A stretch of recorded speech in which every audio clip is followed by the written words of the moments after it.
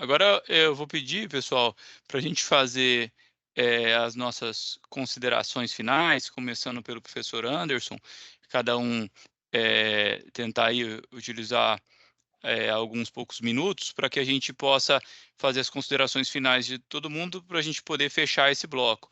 Professor Anderson, sobre o seu assunto, sobre a sua abordagem, você poderia falar as suas últimas palavras aí, considerações finais a respeito do seu tema?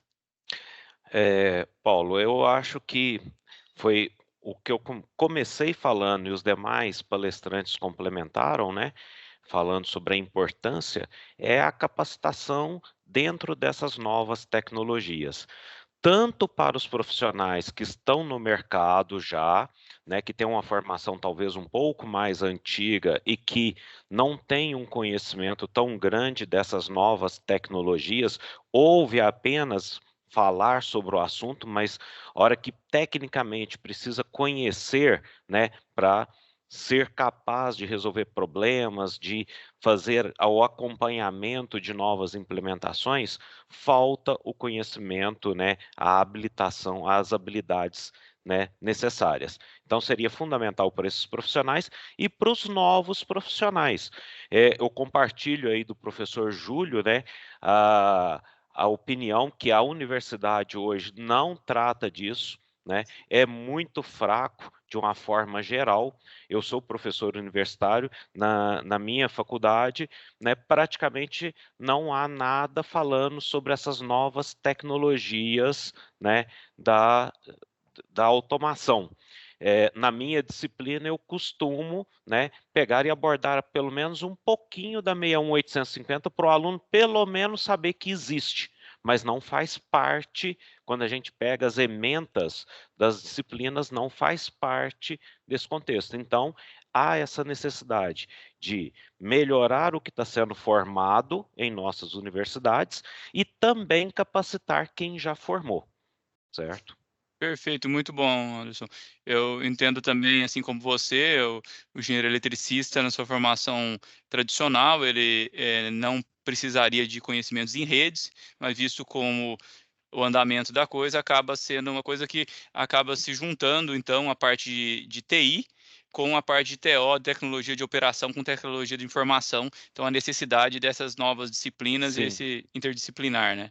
Sim, conhecimento de rede hoje é fundamental. O engenheiro eletricista, né, que antes não tinha essa necessidade, hoje não tem como viver sem. Tudo hoje é comunicação em rede, mesmo que ele vá trabalhar com uma linha de transmissão, com alguma coisa, ele tem que ter esse conhecimento básico de rede, né.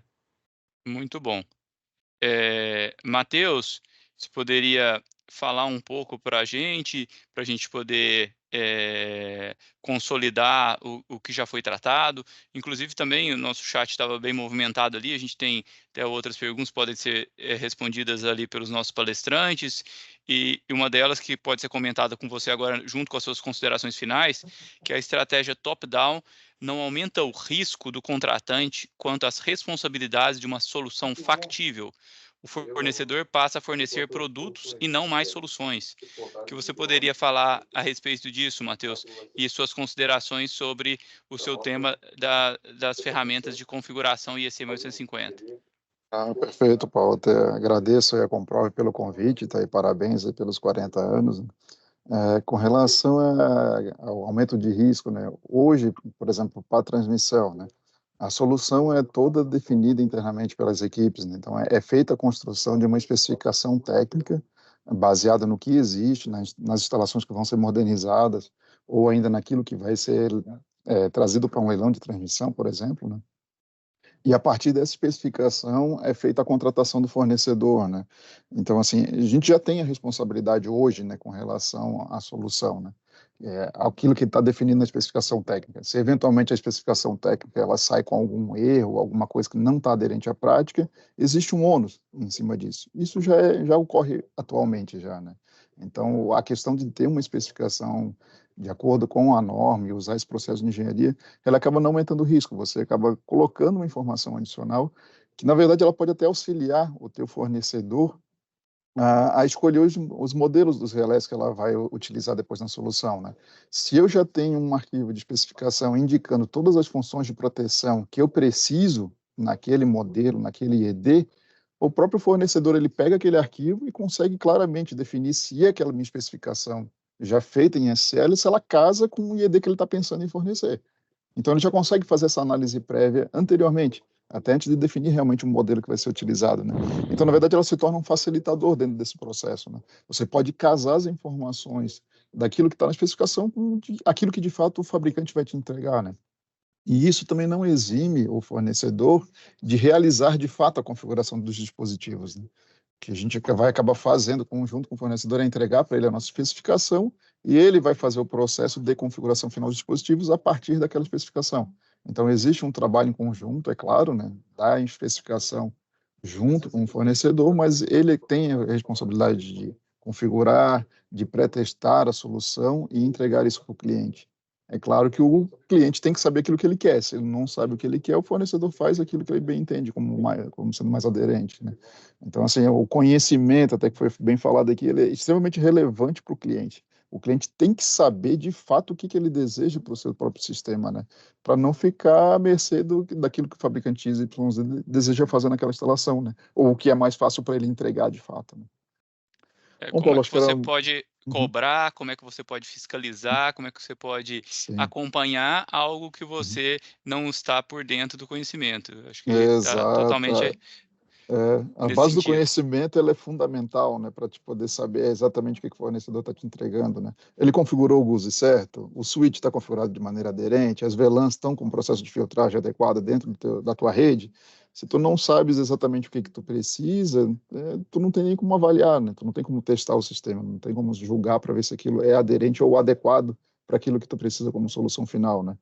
Então, é também em consonância com o que já foi falado hoje, né? O conhecimento. A gente precisa de uma base de conhecimento, não só dos fornecedores, mas dos clientes finais. Quem vai receber o sistema tem que conhecer aquilo que vai se aplicar de fato, até para poder operar e manter aquilo depois na sequência, né, pelos próximos anos, de maneira coerente, né, e adequada, né, para não incorrer em risco de desligamentos acidentais, né.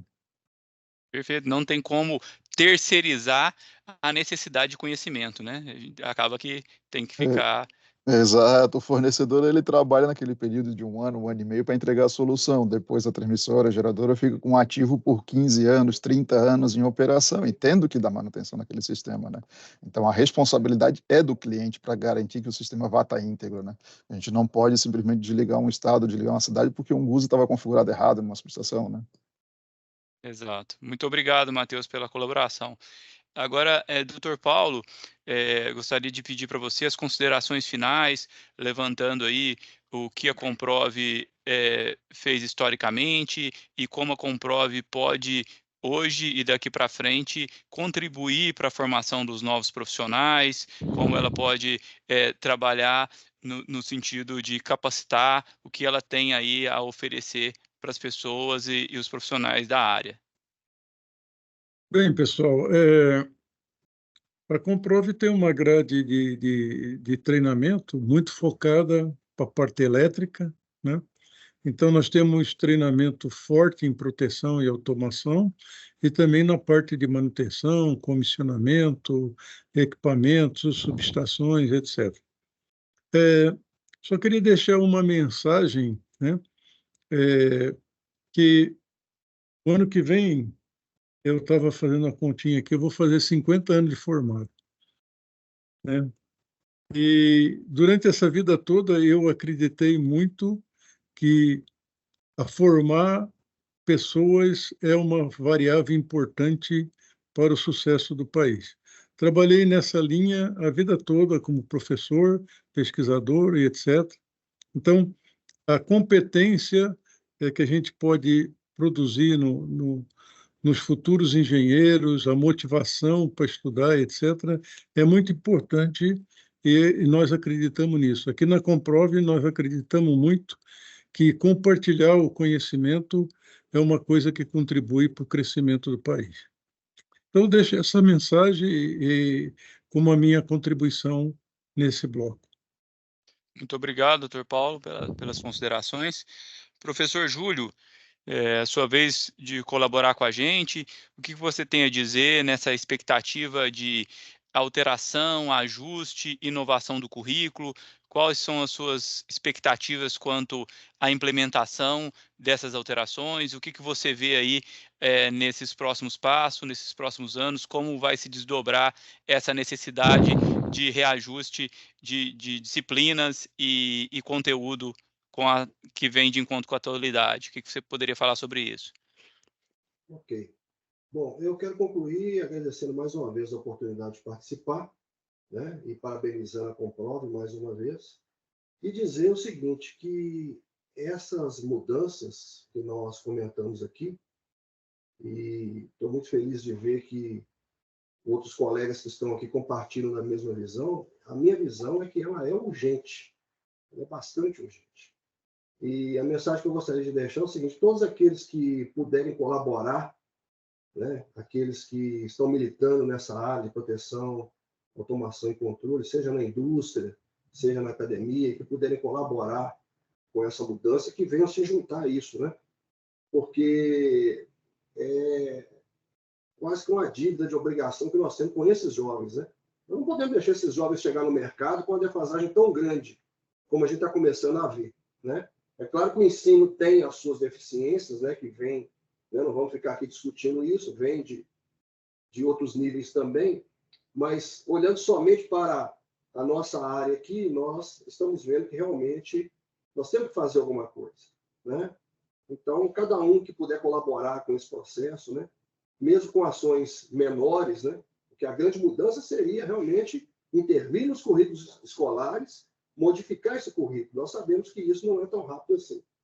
Então, se eu sou convidado, né? Eu, como uma pessoa da indústria, a ir até uma universidade para apresentar um tema, levar um conhecimento, faça isso.